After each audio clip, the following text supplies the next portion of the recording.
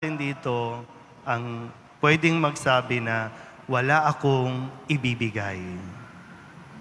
Kasi pag sinabi mong wala kang ibibigay, ibig sabihin, walang binibigay ang Diyos sa iyo? Imposible yan. Imposible yan. Kaya nga, di ba?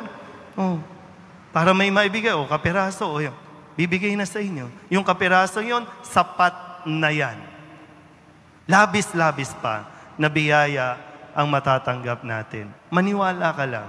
Huwag kang matakot magbigay. Makikita mo, hindi ka mauubusan.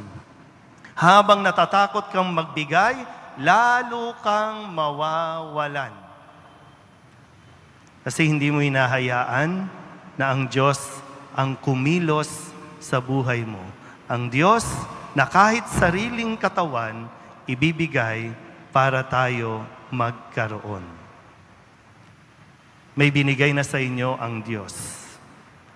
Matuto ka lang magpasalamat, mamumultiply yan. Kung paanong si Kristo sa 2 isda, 5 tinapay, nagpasalamat sa Diyos, nagkaroon ng marami pa, sumobra pa. So sobra pa yung nasa iyo ngayon kung ipapaubaya mo sa Diyos at hindi ka matatakot. Amen.